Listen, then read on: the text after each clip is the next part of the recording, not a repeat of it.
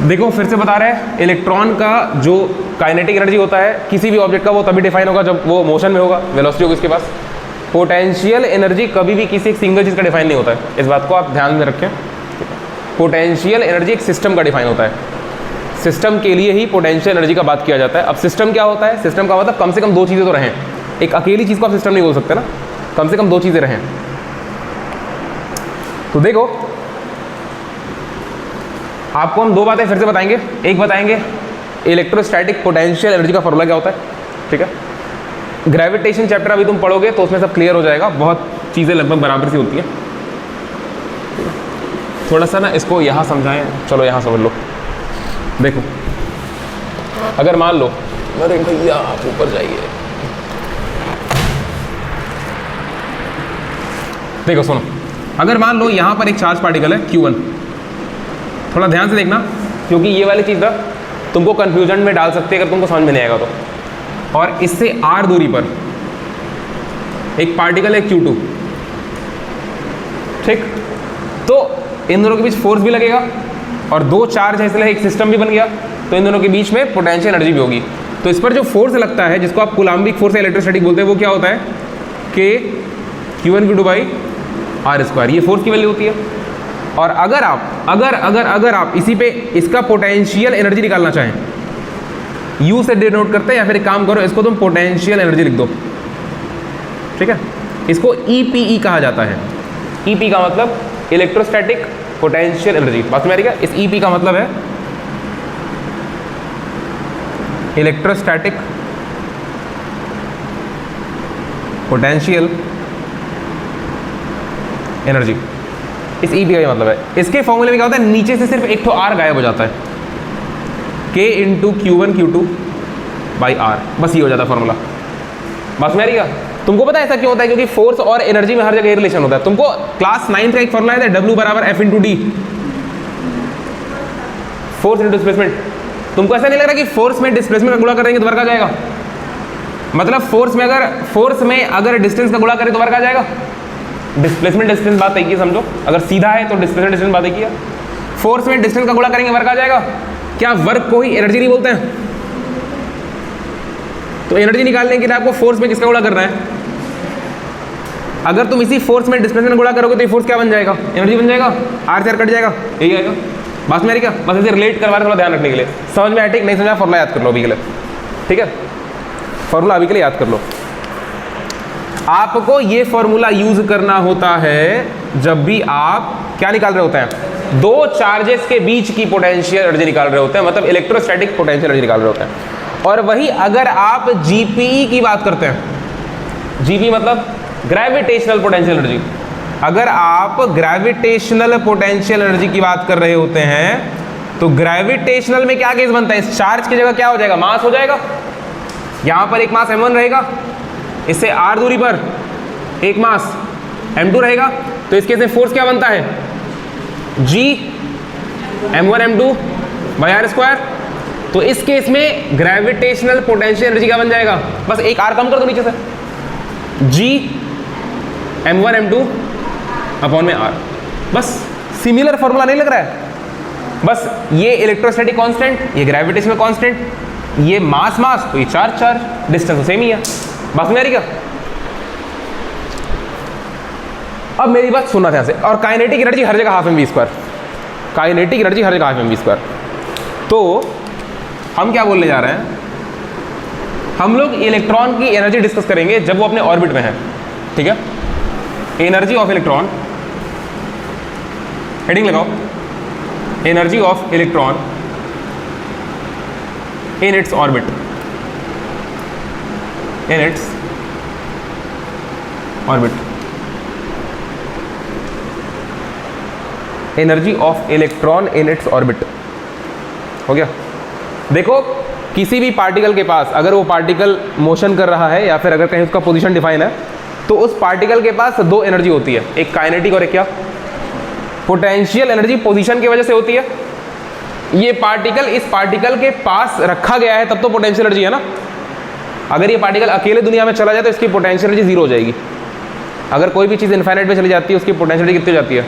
Zero. देखो फॉर्मूले में नीचे इन्फाइनाइट रखो, रेडियस इनफाइनाइट हो जाएगा ना। अगर ये वाली चीज मतलब ये वाला चार्ज इस चार्ज से इनफाइनाइट दूरी पे चला जाए, या ये वाला मास इस मास से इनफाइनाइट दूरी पे चला जाए, तो दोनों के रेडियस कितना हो जाएगा? इनफाइनाइट। दोनों में इनफाइनाइट इनफाइनाइट रखोगे तो आंसर कितना हो जाएगा? 1 बाय इनफाइनाइट 0। पास में आएगा, तो ये 0 का अप्रोच करेगा।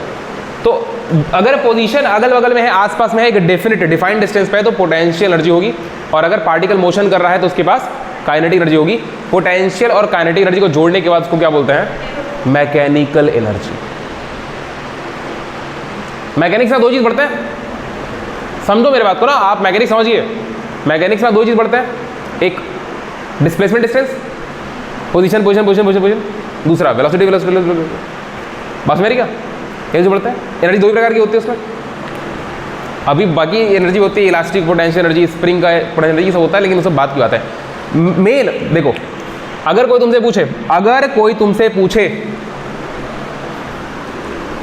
तुमसे पूछे कि मैकेनिकल एनर्जी क्या होती है, तो आप बोलेंगे किसी भी पार्टिकल की मैकेनिकल एनर्जी मतलब उसका काइनेटिक एनर्जी और प्लस उसका पोटेंशियल एनर्जी। ये बात ना जिंदगी भर याद रखना, कक्षा 12 में भी कई जगह आएगा, ठीक है? किसी भी पार्टिकल की मैकेनिकल एनर्जी, और इसी को क्या बोलते हैं हम लोग इस केस में? Total energy. एक पार्टिकल के पास जो मोशन में है जनरली यही एनर्जी होगी उसके पास में क्या, जो बाहर से आप उसको बढ़ा सकते हैं, दे सकते हैं। तो मैकेनिकल एनर्जी, अगर आप काइनेटिक और पोटेंशियल जोड़ करके पार्टिकल की टोटल एनर्जी निकालेंगे तो उसी को क्या बोलेंगे? Mechanical energy. बाकी और भी प्रकार की एनर्जी होती है, जैसे इंटरनल एनर्जी भी होती है, वो सब आप थर्मोडायनेमिक्स में पढ़ेंगे लास्ट में। तो अब देखो हम क्या कर रहे हैं, हम इलेक्ट्रॉन की टोटल एनर्जी निकालेंगे। 3 प्रकार की एनर्जी निकालेंगे, काइनेटिक भी निकालेंगे, पोटेंशियल भी निकालेंगे, और फिर उसके बाद टोटल निकालेंगे, मतलब मैकेनिकल निकालेंगे। तो सबसे पहले काइनेटिक एनर्जी का फॉर्मूला लिखते हैं, तो पहले के ही कैलकुलेट कर लेते हैं। तो यहाँ में लिखो काइनेटिक एनर्जी बराबर ½ mv²। ठीक है, कोई बात नहीं, अच्छी बात है। Side by side potential energy भी लिखो। पोटेंशियल एनर्जी आप चार्ज की लिख रहे हैं, mgh मत लिखना, फिर बता रहे हैं, वहां लिखा हुआ है। देखो ये जो लिखो ना, ये फॉर्मूला ग्रेविटेशन में यहीं से mgh आता है, यहीं से mgh आता है। हम तुमको बताएंगे कैसे mgh आता है जब ग्रेविटेशन पढ़ाएंगे, ठीक है? mgh आता है क्योंकि दूसरा वाला एक पार्टिकल तुम होते हो, दूसरा पार्टिकल अर्थ हो जाता है, इसलिए ये फॉर्मूला रिड्यूस होकर के mgh आ जाता है। इसको छोड़ो, अभी आप पोटेंशियल एनर्जी क्या लिखेंगे? k q1 q2 by r। Energy में स्क्वायर नहीं है, एनर्जी में स्क्वायर नहीं होता ना, ध्यान रखिए। एनर्जी निकालने के लिए फोर्स में r का गुणा करते हैं, ऊपर में देख लो, तो r का गुणा करोगे तो नीचे से एक r कम हो जाएगा क्योंकि कटेगा ना वो, ठीक है? अच्छा देखो वैल्यूज रखते हैं ना, आपको बहुत सारी वैल्यूज पता है ना, आपको बहुत सारी वैल्यूज पता है ऑलरेडी। एक काम करते हैं, इसको यहीं लिख देते हैं भाई, साइड बाय साइड चलेगा तो ठीक रहेगा। ½ mv², आपको बहुत सारी वैल्यूज पता है। k कांस्टेंट रखो, q1 याद है, q1 क्या था? q1 इलेक्ट्रॉन का चार्ज था, q2 न्यूक्लियस का चार्ज, Ze अपॉन में r, ये हो गया पोटेंशियल एनर्जी। इसको एक स्टेप फर्दर और सॉल्व कर दो, k Ze² अपॉन में r। अच्छा इसको थोड़ा सेव कर लो। रेडियस पता है ना, तो z पता है, e पता है, आंसर आ जाएगा। हाँ, हम लोग तो हाइड्रोजन के लिए कर रहे हैं ना, हम लोग किसके लिए कर रहे हैं? For hydrogen atom. तो z और r रख लेंगे, अब आंसर आ जाएगा। अच्छा, काइनेटिक एनर्जी की बात करते हैं। ½ mv² है ना, थोड़ा सा दिमाग लगाओ, वेलोसिटी की वैल्यू सीधे उठा के मत रख देना, आंसर वैसे भी आ जाएगा, थोड़ा सा और दिमाग लगाओ। हाफ तो ठीक है, ये जो mv² लिखा हुआ है थोड़ा समझो। जब तुम प्रूविंग करना स्टार्ट किए थे सेंट्रीफ्यूगल फोर्स का हेल्प लेकर के, तो आप क्या लिखे थे? आपके लिखे थे सेंट्रीफ्यूगल फोर्स बराबर इलेक्ट्रोस्टैटिक फोर्स, यही किए थे। सेंट्रीफ्यूगल फोर्स की वैल्यू क्या थी? mv²/r, और ये क्या था? k इंटू Z²/r स्क्वायर, यही था ना, फोर्स था ना, स्क्वायर था। अरे यही था ना भैया, नहीं समझ आ रहा है? q1 q2/r स्क्वायर, तो q1 की वैल्यू e, q2 की वैल्यू z, मल्टीप्लाई हो गया, ठीक है? r से r काट दो, mv² की वैल्यू कितनी आ रही थी यहाँ से? k Z²/r। क्या यहाँ से mv² की वैल्यू निकाल सकते हैं? निकाल सकते हैं ना। अरे ये इलेक्ट्रॉन के लिए तो होता है, इलेक्ट्रॉन के लिए फॉर्मूला ट्रू होता है ना, तभी तो इसका यूज किए थे हम लोग। बस मेरी क्या, आप mv² की वैल्यू सीधे वहां से निकाल के यहाँ रख दे। देखो काइनेटिक एनर्जी क्या निकलेगा?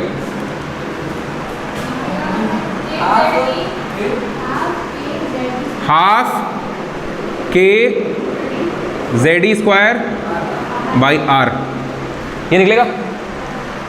अब थोड़ा सा मेरी बात समझो, पोटेंशियल एनर्जी का फॉर्मूले में इतना क्लियर है ना? टोटल एनर्जी कैसे लिखते हैं? नाउ टोटल एनर्जी या फिर मैकेनिकल एनर्जी कैसे लिखा जाएगा?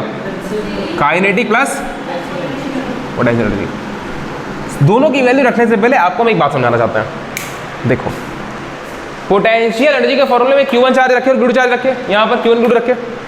Q1 चार्ज किसका था और Q2 किसका था? Q1 इलेक्ट्रॉन का, Q2 प्रोटॉन का नहीं, न्यूक्लियस का। न्यूक्लियस का चार्ज कैसा होता है? Positive negative.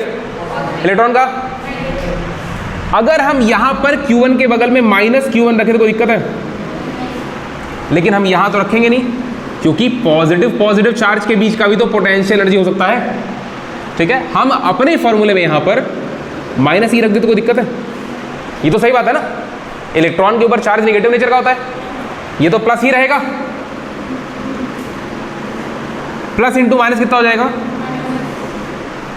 तो पहली बात तो यहां सीखो कि इलेक्ट्रॉन की काइनेटिक एनर्जी कैसी होती है? पॉजिटिव। और पोटेंशियल कैसा होता है? अरे काइनेटिक निगेटिव कैसे हो सकता है? कोई सेंस बनता है काइनेटिक? जिंदगी में कभी भी काइनेटिक एनर्जी निगेटिव नहीं हो सकती है। क्यों नहीं हो सकती है? काइनेटिक एनर्जी का फॉर्मूला देखिए आप। क्या 1/2 निगेटिव हो सकता है? मास निगेटिव होता है कभी? और अगर वेलोसिटी निगेटिव हुई भी, वेलोसिटी तो वेक्टर है ना, निगेटिव हो सकती है, लेकिन उसका क्या कर देना है? स्क्वायर कर देना है, तो पॉजिटिव हो जाएगा।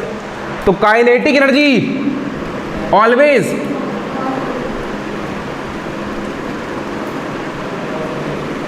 और इस केस में पोटेंशियल एनर्जी नेगेटिव। और अगर आप ध्यान से देखेंगे तो पोटेंशियल एनर्जी और काइनेटिक एनर्जी में सिर्फ इस नीचे के 2 का अंतर है। मतलब कि काइनेटिक एनर्जी आधी है या पोटेंशियल आधी है? काइनेटिक आधी है। काइनेटिक में आधा है ना? काइनेटिक आधा है किसका? मतलब अगर पोटेंशियल एनर्जी -1 है, निगेटिव है ना? अगर पोटेंशियल एनर्जी मान लो -1 है तो काइनेटिक कितना होगा? प्लस 1/2। समझो, पोटेंशियल एनर्जी निगेटिव है, काइनेटिक पॉजिटिव है, तो अगर पोटेंशियल -1 तो काइनेटिक प्लस में आएगा और 1 का आधा आएगा। तो क्या आपको ये बात समझ आ रही है कि अगर मैग्नीट्यूड की बात करें, सिंबल नहीं देखें, अगर सिंबल नहीं देखें तो काइनेटिक एनर्जी पोटेंशियल एनर्जी का आधा है, बोल सकते हैं क्या? बस उसका निगेटिव है। अगर तुम पोटेंशियल एनर्जी का निगेटिव ले लो, अगर तुम पोटेंशियल एनर्जी का निगेटिव ले लो, एक और निगेटिव, तो काइनेटिक बन जाएगा, मतलब प्लस बन जाएगा ना? अगर आप निगेटिव पोटेंशियल एनर्जी जो है उसका निगेटिव ले लीजिए तो प्लस बना और उसका हाफ कर दीजिए, काइनेटिक बन गया। इतना क्लियर है? इस बात को हम पूरा लिखेंगे अभी, टेंशन मत लो। तो अब देखो टोटल एनर्जी क्या आएगी। काइनेटिक एनर्जी की वैल्यू रखिए 1/2 इंटू के जेड स्क्वायर बाई आर, सही है ना? और पोटेंशियल की वैल्यू रखिए माइनस के जेड स्क्वायर बाई, दोनों को जोड़ना था ना, तो ये तो पॉजिटिव था, ये नेगेटिव था, तो इसके सिंबल के साथ रखेंगे। देखो सब कुछ कॉमन है। देखो क्या क्या कॉमन है? के कॉमन है, जेड कॉमन है, ई स्क्वायर कॉमन है और आर कॉमन। ब्रैकेट में 1/2 माइनस 1। आधा में से 1 घटाओगे तो माइनस आधा बचेगा। 1 में से आधा घटाओगे तो आधा बचता है, लेकिन आधा में से 1 घटा रहे हैं तो माइनस 1/2 बचेगा। ठीक है, तो यहां से क्या बचेगा? ये माइनस के जेड ई अपॉन में 2r। सही बात है क्या?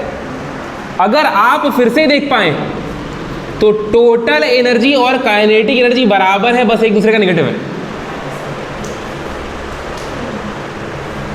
क्या टोटल एनर्जी और काइनेटिक एनर्जी बराबर है, बस अगर इसको माइनस बोल रहे हो तो ये पॉजिटिव हो जाएगा। या तो इसमें माइनस का गुणा करके निकाल लो, या तो इसमें माइनस का गुणा करके निकाल लो, या फिर इसी में माइनस का गुणा करके निकाल लो। बात सही है ना?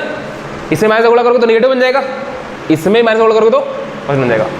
तो पहली अभी हम देखो, अभी एनर्जी की वैल्यू नहीं निकाला है, अब कुछ करना थोड़ा है, सबकी वैल्यू आपको पता ही है, आंसर रख दिया आंसर आ जाएगा। अरे आर पता है, ई पता है, जेड पता है, के पता है, सब कुछ पता ही है, उसको निकालेंगे अभी। अगर आपको ये तीनों बातें समझ आई तो हम इन तीनों बातों को पहले एक जगह लिखना चाहते हैं। देखो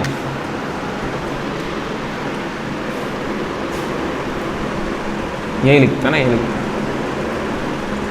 आप क्या लिख रहे हैं, इलेक्ट्रॉन का सबसे पहले काइनेटिक एनर्जी लिखे आप, ठीक। काइनेटिक एनर्जी पॉजिटिव होगा, काइनेटिक एनर्जी पॉजिटिव होगा, K Z E square G by 2r, ये बनेगा क्या, K into Z E square by 2r। ये बना काइनेटिक एनर्जी का फॉर्मूला, पहली बात। फिर हम लिखने जा रहे हैं पोटेंशियल एनर्जी का फॉर्मूला। पोटेंशियल एनर्जी क्या काइनेटिक एनर्जी का डबल होता है? मैग्नीट्यूड वैसा नहीं हो सकता है, काइनेटिक का डबल होता है। अरे काइनेटिक आधा तो पोटेंशियल डबल, अरे तुम मेरा आधा तो तुम्हारा डबल, तुम 4 साल के, हम 8 साल के, तुम मेरा आधा या फिर हम तुम्हारे डबल। काइनेटिक, अच्छा अगर प्लस माइनस ना देखें, अगर सिर्फ मैग्नीट्यूड की बात करें, वैल्यू की, तो काइनेटिक का मैग्नीट्यूड कम है या पोटेंशियल का? काइनेटिक, क्योंकि काइनेटिक आता है ना, ठीक है। पोटेंशियल क्या लिखेंगे, माइनस, पोटेंशियल में आप माइनस लगाना ना भूलें, के into Z E square upon में बस 2 हट जाएगा नीचे से, ये बना पोटेंशियल का फॉर्मूला। तुमको भी समझ में आएगा हम इतना बढ़िया से क्यों लिख रहे हैं, जब जिंदगी में पेपर दोगे ना तो। उसके बाद टोटल एनर्जी हम बताते हैं आपको, सवाल क्या आया था। टोटल एनर्जी काइनेटिक एनर्जी एकदम सेम होता है, बस नेगेटिव होता है।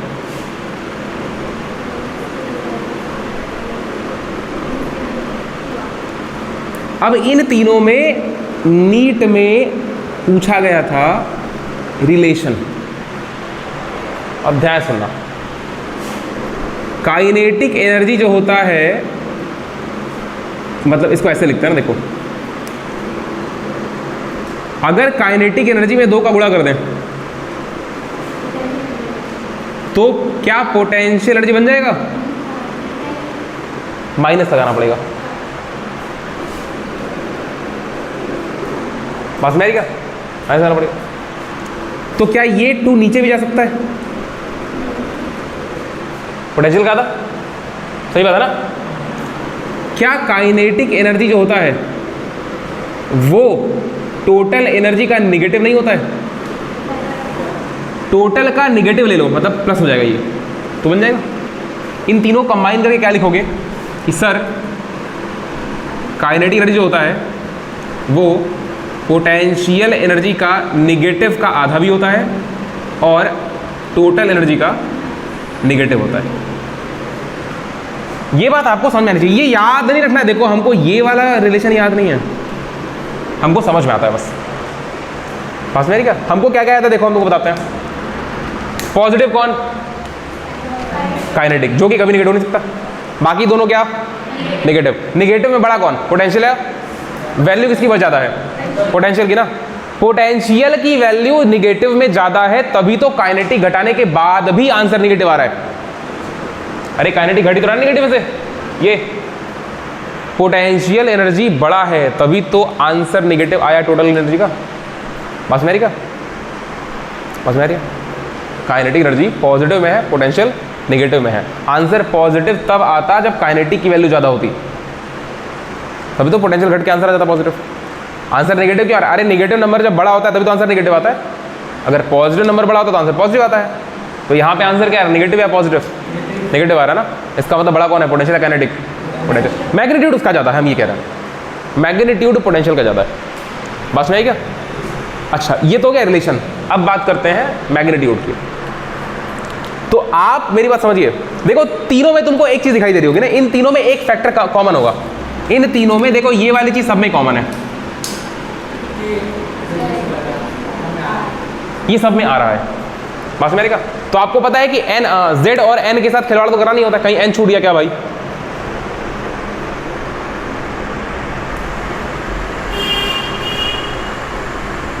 फर्स्ट ऑर्बिट निकाला ना, ठीक, कोई दिक्कत नहीं ना, कोई दिक्कत नहीं। फर्स्ट ऑर्बिट के लिए निकाले हम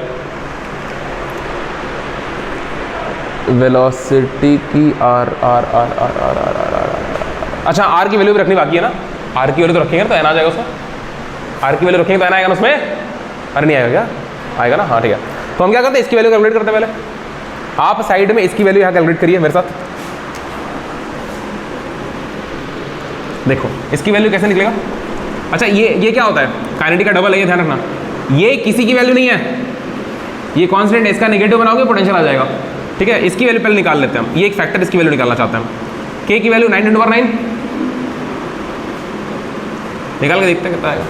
जेड की वैल्यू टच नहीं करना आपको, जेड, ठीक है। ई स्क्वायर की वैल्यू रखेंगे, वही ई का चार्ज रख देना, अपॉन में आर की वैल्यू 10⁻⁻10 मीटर, क्योंकि आप सब वैल्यू रखना ना ऐसा ही में। अच्छा इसमें एक और चीज़ आएगी, आर में क्या आता है, n² / z, n² अपॉन में z ऊपर चला जाएगा, ठीक है।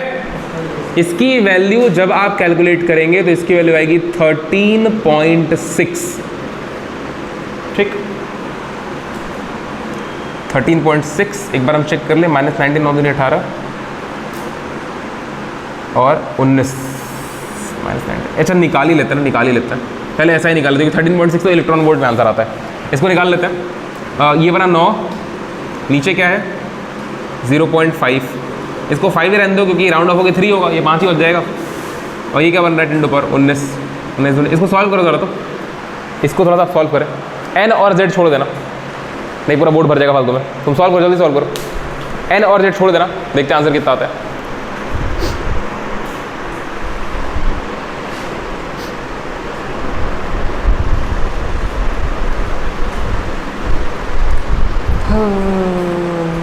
अभी कुछ दिन पहले यूट्यूब पे एक शॉर्ट डाले थे, क्लास 12 का पढ़ा करे, तो देखे थे इलेक्ट्रॉन वोल्ट वाला, नहीं देखे थे ना, हम बोले देखने के लिए, तुम लोगों को ग्रुप में भेजे थे। इलेक्ट्रॉन वोल्ट क्या होता है, अगर तुमको पता होता तो ये सवाल तुमसे जल्दी हल हो जाता।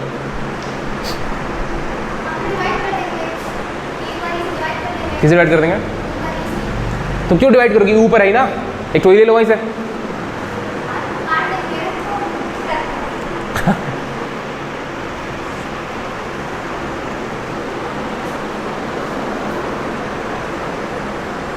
सुनो हम ही करते हैं, सुनो, रुक जाओ, 4 लोग करोगे 4 आंसर लाओगे। सुनो यही देखे, चलो साथ में करते हैं ना। देखो एक काम करो, सबसे पहले तो ये जो 9 है इसको एक तरफ लिखो, ये E² है ना, देखो Z² n² को आपको टच नहीं करना है, जितनी वैल्यू रखनी है रख दी है। ये जो E² है एक तो E साइड में रहने दो, एक E साइड में रहने दो, एक E की वैल्यू लिख दो, और एक तो E अभी हम साइड में रहने दे रहे हैं। 10⁹ ये वाला भी लिखना पड़ेगा, ठीक है। एक E छोड़ दे रहे हैं और Z² बचा हुआ है, और नीचे क्या बचा हुआ है n², और नीचे के नंबर देखिए आप जरा, इतनी चीज़ें हम छोड़ दिए हैं अलग से। हम बताते हैं एक तो E क्यों छोड़े हैं और एक E की वैल्यू क्यों रखे हैं। नीचे में क्या है 0.5 और 10⁻⁻10, राउंड ऑफ कर दिए, 5 ले रहे हैं। 16 9 144, 16 9 144, 144 डेसिमल एक अंक पे लगेगा। 10 का पावर ध्यान दो, 19 में से 9 गया, 10 बचा, ऊपर 10 नीचे 10 कट गया, तो 10 के पावर 0 हो गया, और नीचे क्या है डेसिमल एक अंक पे, वो भी हट जाएगा। इधर क्या बचा है, E बचा है, और क्या बचा है Z² / n², ठीक है। आप जब ध्यान देंगे ना, आपको पता है इसका यूनिट क्या आएगा, ये आप एनर्जी निकाल रहे हैं, आप समझिए आप एनर्जी निकाल रहे हैं, तो इसका यूनिट जूल में आना चाहिए था, बस वेरी कर, इसका एनर्जी जूल में आना चाहिए था। यही बात मैं समझाए थे कि आप 1 जूल की जगह मतलब कितने इलेक्ट्रॉन वोल्ट लिखा जाता है। इलेक्ट्रॉन वोल्ट क्या होता है, इलेक्ट्रॉन वोल्ट भी एनर्जी का एक यूनिट होता है जो कि बहुत छोटा यूनिट होता है। इलेक्ट्रॉन वोल्ट भी एनर्जी का यूनिट होता है जो कि बहुत छोटा यूनिट होता है, ठीक है। अगर मान लो इस बात को हम थोड़ा सा साइड में लिख दे रहे हैं, अगर मान लो कहीं पर ये लिखा हुआ है, एनर्जी होती है ना, एनर्जी, अगर कहीं पर इतनी एनर्जी निकल रही है, इतनी, ये कितना है 1.6 × 10⁻⁻19 जूल, तो इसको आप लिख सकते हैं 1 इलेक्ट्रॉन वोल्ट। ये इलेक्ट्रॉन वोल्ट भी यूनिट कहलाता है एनर्जी का, मतलब एक इलेक्ट्रॉन पे जितना चार्ज होता है, एक इलेक्ट्रॉन पे जितना चार्ज होता है, अगर उतनी ही एनर्जी कहीं पे रिलीज हो रही है, एब्जॉर्ब हो रही है, तो उतने अमाउंट एनर्जी को क्या बोलेंगे, 1 इलेक्ट्रॉन वोल्ट। जूल हट जाएगा फिर वहां से, 1 इलेक्ट्रॉन वोल्ट। बात में आ रही क्या, ये एनर्जी की बड़ी वैल्यू है, छोटी वैल्यू है, बहुत ज़्यादा छोटी वैल्यू है ना, बहुत ज़्यादा। 1 जूल अच्छा खासा अमाउंट होता है, एक अगर आप 1 न्यूटन का फोर्स लगा के किसी पार्टिकल को 1 मीटर तक डिस्प्लेस करेंगे तो आप 1 जूल वर्क करते हैं। W बराबर F × D से बताए, 1 न्यूटन का फोर्स इंटू 1 मीटर डिस्प्लेसमेंट, गुणा होकर 1 आ गया, 1 जूल आंसर आ गया। यहाँ पे 10⁻⁻³ जूल है, बहुत छोटा वैल्यू है। इलेक्ट्रॉन वोल्ट एनर्जी का बहुत छोटा वैल्यू होता है, समझ में क्या? तो इस ये वैल्यू लिखी है ना, ये वैल्यू तो तुमको पता है, इसको ई बोलते हैं, समझ में क्या? मतलब अगर ई अमाउंट ऑफ जूल एनर्जी, अगर ई अमाउंट ऑफ जूल एनर्जी का निकले, इसको क्या बोलेंगे?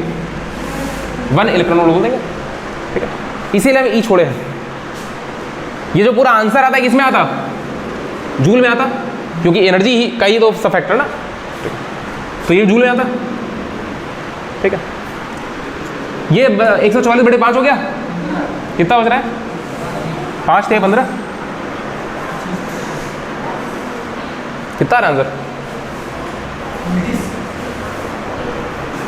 5 144/5 into E into Z²/n joule. 5 दूनी 10, 4 बचा, 5/40, फिर अच्छा ठीक है ठीक है ठीक है। अच्छा इलेक्ट्रॉन और जूल को आप मिला के क्या लिख सकते हैं? इलेक्ट्रॉन वोल्ट लिख सकते हैं, इलेक्ट्रॉन और जूल को मिला के Z²/n स्क्वायर रहेगा यहाँ पे, Z²/n² इलेक्ट्रॉन वोल्ट। ये वैल्यू आ रही है बस मेरी का। क्या 13 होता है? 13.6 होता है, 13 नहीं होता है। इसका आंसर बता रही हो ना, अब वो तुम जानते हैं 13.6 होता है। क्या लिखेंगे? इलेक्ट्रॉन वोल्ट में क्या लिखते हैं?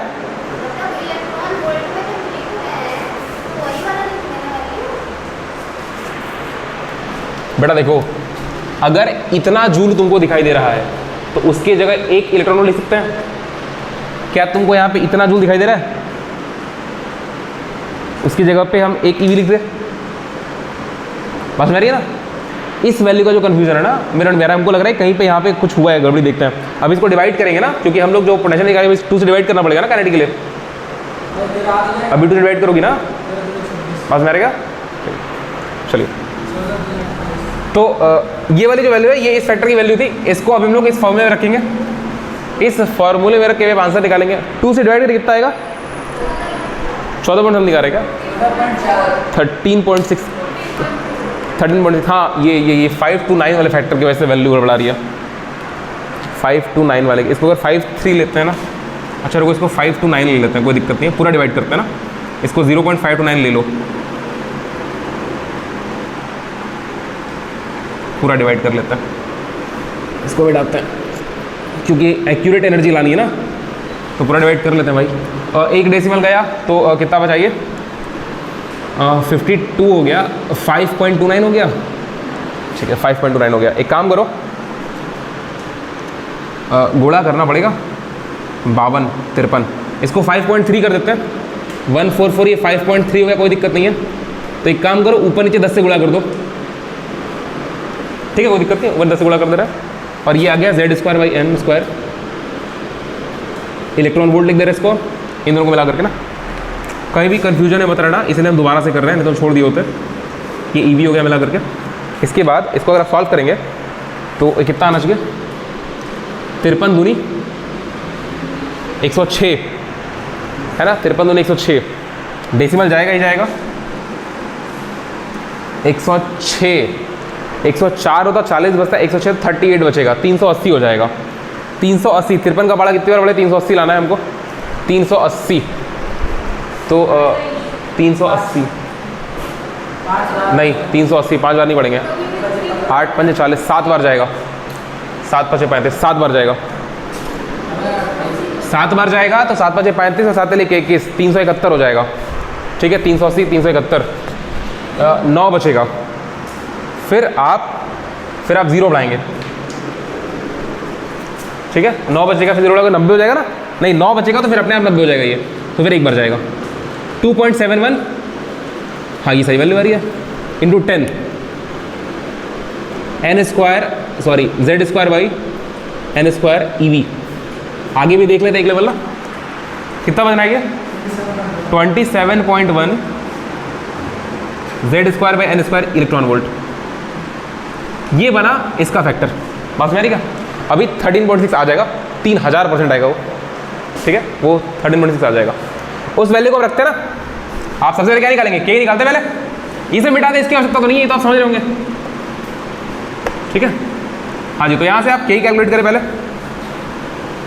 के क्या होता है, उसकी वैल्यू के Z²/2R, बाई 2 को छोड़ के सबकी वैल्यू कितनी आ रही है, 27.1 अपॉन में 2 Z²/n² इलेक्ट्रॉन वोल्ट। अब आप इसको डिवाइड करें, के ही निकालें, 2 एकम 2, 2 तिहाई 6, ठीक, 2 5 10। तो इसका आंसर अप्रोक्सीमेटली 13.6 आएगा। क्यों आए, अरे 13.5 आ रहा ना यहाँ पे, क्यों 6 आएगा हम बता रहे हैं, क्योंकि यहाँ पर आप 9 को राउंड ऑफ किए थे, 3 बनाए थे इसको, अगर इसको भी आप एक्यूरेट लेकर चलेंगे तो 13.6 आएगा ना, 100% आएगा। 13.6 ब्रैकेट में Z²/n² इलेक्ट्रॉन वोल्ट। हम फिर से बोल रहे हैं, इलेक्ट्रॉन वोल्ट एनर्जी का यूनिट होता है, ठीक है। अगर आप पोटेंशियल एनर्जी लिखना चाहते हैं तो सेम यही चीज होती है, बस का नेगेटिव हो जाता है, सही बात है क्या? तो P कितना हो जाएगा, -27.1 Z²/n² इलेक्ट्रॉन वोल्ट, ये पोटेंशियल हो गया। और अगर आपको टोटल लिखना है तो काइनेटिक का नेगेटिव लिख दीजिए, बस मेरी क्या, देखो दोनों काइनेटिक से आ रहा है, काइनेटिक का डबल करोगे आ जाएगा, और काइनेटिक का नेगेटिव बनाओगे तो टोटल आ जाएगा। दोनों को ऐड करोगे तो भी तो यही बतिया रही है भाई, बात में रहना, कंफ्यूजन है मत रहना, ये टोटल आ गया। इसीलिए आपसे हम बोले कि आपको तीनों एनर्जी नहीं याद करनी है, आपको सिर्फ काइनेटिक की वैल्यू याद रखनी है। काइनेटिक का डबल करके नेगेटिव कर दो, पोटेंशियल आ जाएगा, काइनेटिक का डबल करके नेगेटिव पोटेंशियल आ गया, और सिर्फ काइनेटिक का नेगेटिव करोगे तो टोटल आ जाएगा। तो आपको 3 फॉर्मूला याद करना है, एक रेडियस का 0.529 n²/z, और एक वेलोसिटी का 2.1888 इंटू 10⁻6 Z/n मीटर पर सेकेंड, और एक एनर्जी का सिर्फ काइनेटिक 13.6 इंटू Z²/n²।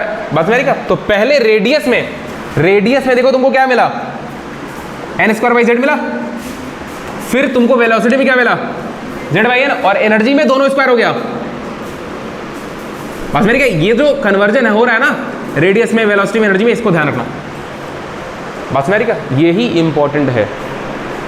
ये था आपका बोहर्स मॉडल।